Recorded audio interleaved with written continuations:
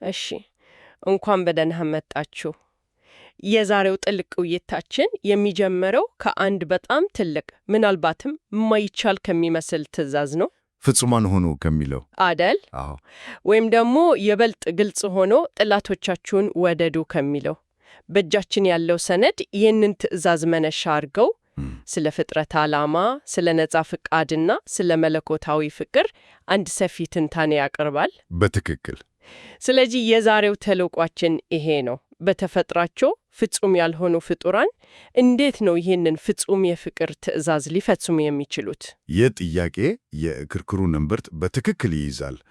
ሰነዱን የሚጀምረው ከዚህ ነው። ሰነዱ እንደሚለው ይህ ጥያቄ የፍጥረትን ታሪክ በሙሉ ይይዛል። መልሱም በመስዋዕትነት የተሞላ ነው።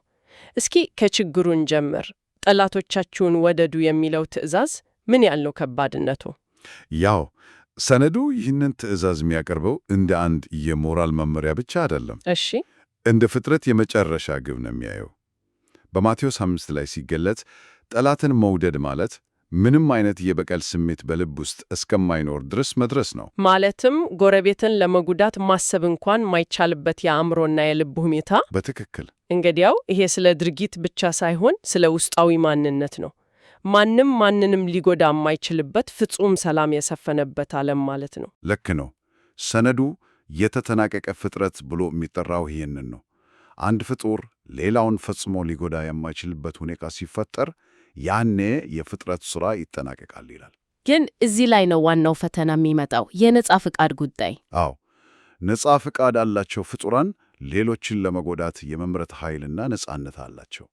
ሰነዱ እንደሚለው ነጻ ፍቃድ ወደ ፍጽምና ሊደርስ የሚችለው በፍቅር ብቻ ነው። የመጉዳት ኃይል እያለህ ነገር ግን ከፍቅር የተነሳ ያንን ኃይል ላለመጠቀም ስትመርጥ ያኔ ነው ነጻ ፍቃድ ፍጹም የሆነው። እሺ፣ ነጥቡ ገብቶኛል። ነገር ግን እዚህ ላይ አንድ ትልቅ ችግር አለ።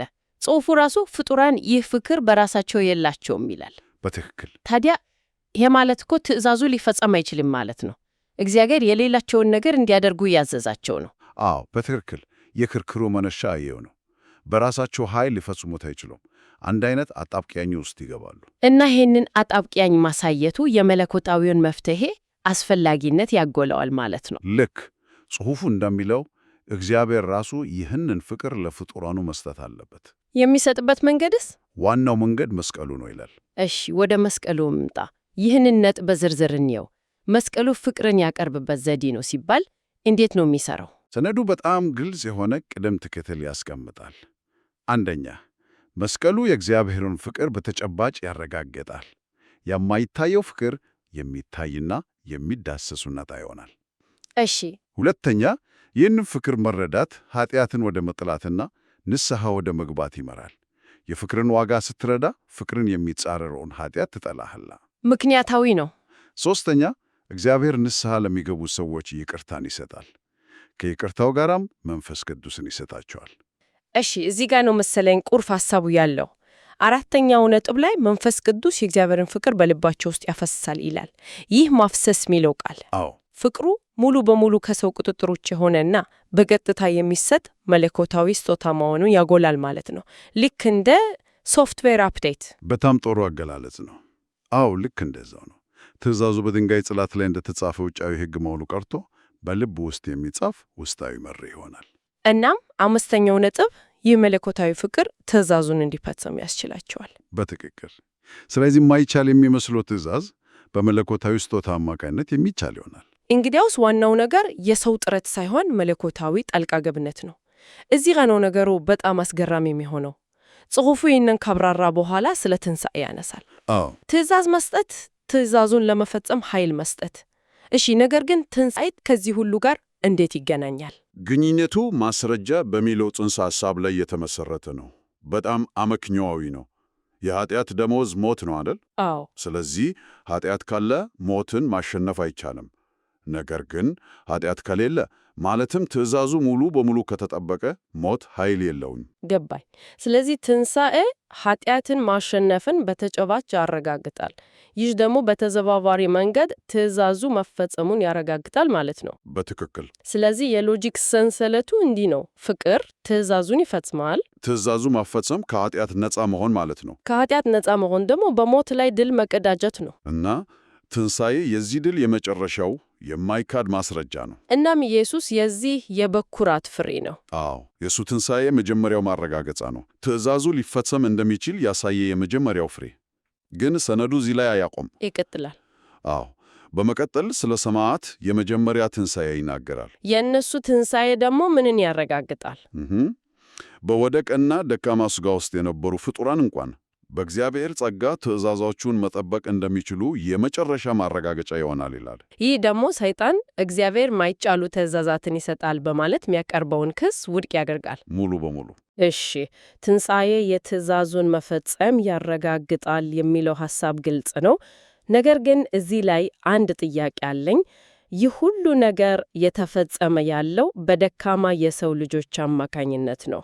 ፍጹም የሆነው አምላክ ከዚህ ታሪክ ጋር ያለው ቀጥተኛ ግንኙነት ምንድን ነው? ይህ ጥያቄ በቀጥታ ወደ ሰነዱ አስኳል ይወስደናል። ጽሑፉ እዚህ ላይ በጣም ደፋር የሆነ ሐሳብ ያቀርባል። እሱም እግዚአብሔር የዚህ ድራማ ቃል ብቻ ሳይሆን ዋነኛው ተዋናይ ለመሆን ራሱ ፍጡር ሆነ ይላል። ቆይ፣ እግዚአብሔር ፍጡር ሆነ? ይሄ በጣም ትልቅ ሐሳብ ነው። ለአንዳንዶች ለመረዳት የሚያስቸግር ሊሆን ይችላል። ሰነዱ ለምን አስፈላጊ እንደሆነ እንዴት ነው የሚያበራራው?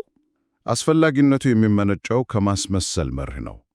ጽሑፉ እንደሚለው ፍጡራን እግዚአብሔርን በትክክል አውቀው እንደመሰሉት ብቸኛው መንገድ ይህ ነው።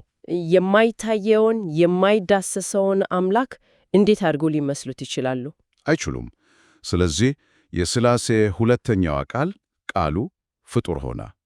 ሰነዱ ቆላሴስ ላይ ከፍጥረቱ ሁሉ በፊት የነበረ በኩር የሚለውን ይጠቅሳል። በኩር የሚለው ቃል ብዙ ጊዜ እንደ መጀመሪያ የተፈጠረ ተደርጎ ይወሰዳል። ጽሑፉ ግን የተለየ ትርጉም ይሰጠዋል አይደል? አዎ፣ ጽሑፉ ይህንን የሚተረጉመው በጊዜ ቀዳሚ ስለሆነ ሳይሆን በደረጃው የአርአያነት ወይም የመጀመሪያው ምሳሌ ፕሮቶታይፕ በመሆኑ ነው። እንደ አንድ አርኪቴክት የመጀመሪያ ሞዴል ወይም እንደ ዋናው ብሉፕሪንት ማለት ነው። በትክክል ሌሎች በሙሉ እሱን ምሳሌ አድርገው የሚሰሩበት የመጀመሪያው ፍጹም ቅጂ። ለዚህ ነው ሰነዱ ታላቅ ወንድምና ታናናሽ እህትና ወንድሞች የሚል የቤተሰብ ቋንቋ የሚጠቀመው። ከሩቅ ያለ ንጉሥ ሳይሆን አብሮ የሚኖር የሚታይ ምሳሌ። ልክ ነው። እሱ የፍቅር የቃልና የሕይወት ተጨባጭ መገለጫ ሆነ። በፊት በጆሮ ብቻ ይሰሙት የነበረው ቃል አሁን በዓይን የሚታይ ሆነ እና ታናናሾቹ ማለትም ሰዎችና መላእክት አሁን ታላቅ ወንድማቸውን በመመልከት እንዴት መኖር እንዳለባቸው ያያሉ። አዎ፣ እንዴት መታዘዝ፣ መውደድ እና ኃጢአትን ማሸነፍ እንደሚችሉ ያያሉ። ወደ እግዚአብሔር መልክ የሚደርሱት በዚህ መንገድ ነው፣ እርሱን በመምሰሉ። ታዲያ ይህ ሁሉ ነገር ለሰው ልጆች በተለይ ጽሑፉ ላይ በተደጋጋሚ ለተጠቀሰው አዳም ምን ትርጉም አለው? የሰው ልጅ በዚህ ትልቅ ሰማያዊ ድራማ ውስጥ ያለው ሚና ምንድን ነው? ሰነዱ የአዳሙን ዓላማ፣ የትእዛዙን እውነተኛነት ለማረጋገጥ ቁልፍ አድርጎ ያቀርበዋል። እና ይሄ ምናልባት በሰነዱ ውስጥ ካሉት ሐሳቦች ሁሉ እጅግ አስገርማሚው ሊሆን ይችላል። እሺ፣ ጽሑፉ እንዲህ ይላል። አዳም ማለትም የሰው ልጅ በተረገመ ሥጋ ውስጥ ሆኖ እንኳን በጸጋና በመንፈስ ቅዱስ አማካኝነት ትእዛዙን መጠበቅ ከቻለ የተረገመ ሥጋ የሌላቸው መላእክትማ በእርግጥም ሊጠብቁት እንደሚችሉ ያረጋግጣል ይላል። ቆይ እስኪ፣ ይህ በጣም ትልቅ ነገር ነው። እንግዲያው በዚህ አስተሳሰብ መሰረት የሰው ልጅ በዚች ምድር ላይ የሚያደርገው ትግል በሙሉ ለመላእክት ማስረጃ ለመሆን የቀረበ አንድ አይነት ሰማያዊ የፍርድ ቤት ድራማ ነው ማለት ነው? አዎ፣ ሰነዱም ያቀረበው ሐሳብ ይሄንን ነው። የሰው ልጅ ስኬት ለመላእክት ማሳያ ይሆናል። የሰው ልጅ ታሪክ ዋና ዓላማው ይሄ ነው። የአዳም ስኬት ለእግዚአብሔር ክብርን ያመጣል፣ የመላእክትንም ነጻ ፈቃድ ወደ ፍጽምና ያደርሳል። ጽሑፉ እዚህ ላይ ሄለል የሚለውን ስም ይጠቀማል። ያው የሉሲፈር የድሮ ስም እንደሆነ ይታመናል። አዎ፣ ሰነዱ እንደሚለው አዳምና ሄለል በነቢይነት በክህነትና በንግስና ሚናቸው ወድቋል። ኤልያል በሰማይ የተቀባ ኪሩብ ነበር። አዳምም በኤደን ንጉሥ ነቢይና ካህን ነበር። ሁለቱም አልተወጡትም። ልክ ነው። እናም የሰው ልጅ ውድቀት እነዚህን የተቀደሱ ሚናዎች አሳትቶታል ማለት ነው። ታዲያ እነዚህ ሚናዎች እንዴት ይመለሳሉ? የሚመለሱት በመሲሁ ወይም ክርስቶስ ነው። እሱ እውነተኛው የተቀባ ሆኖ ይመጣል። እነዚያን 3 ሚናዎች ነቢይነት፣ ክህነትና ንግስናን በትክክል ይፈጽማል። አዎ፣ ሰነዱ የመጨረሻው አዳም ኢየሱስ የመጀመሪያውን አዳም የሰው ልጆችም በመዋጀት እነዚህን የጠፉ ሚናዎች ይመልሳል ይላል። ይህም ማለት አማኞች እነዚህ ሚናዎች መልሶ ያገኛሉ ማለት ነው። በትክክል።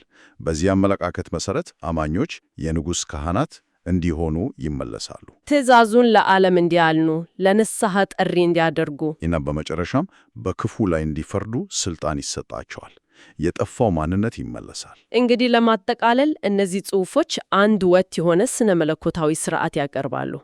ለመፈጸም የማይቻል በሚመስል የፍቅር ትእዛዝ ይጀምሩና መስቀሉን ይህንን ፍቅር የሚያስችል መለኮታዊ መፍትሄ አድርጎ ያቀርባሉ። ትንሣኤን ደግሞ የዚህ ትእዛዝ መፈጸም የመጨረሻ ማረጋገጫ አድርጎ እያያሉ። አዎ። እናም በሁሉም ነገር መሃል ያለው ዋናው ሐሳብ ደግሞ እግዚአብሔር ራሱ ለሌሎች ፍጡራን ሁሉ ፍጹም ምሳሌ ለመሆን ፍጡር መሆኑ ነው። የማይታየው አምላክ የሚታይ ምሳሌ ሆነ። የሰው ልጅ ታሪክ ደግሞ የዚህን ምሳሌነት እውነትነት የሚያረጋግጥበት መድረክ ሆነ። በትክክል። ስለዚህ የፍጥረት መጠናቀቅ አንድ ጊዜ የሚከሰት ክስተት ሳይሆን ነጻ ፈቃድ ያላቸው ፍጡራን በፍቅር ወደ ፍጹምና የሚደርሱበት ረጅም ሂደት ነው ማለት እንችላለን። ዋናው ነጥብ እሱ ነው። የፍጥረት መጠናቀቅ ነጻ ፈቃድን በፍቅር ወደ ፍጹምና የማድረስ ሂደት ነው።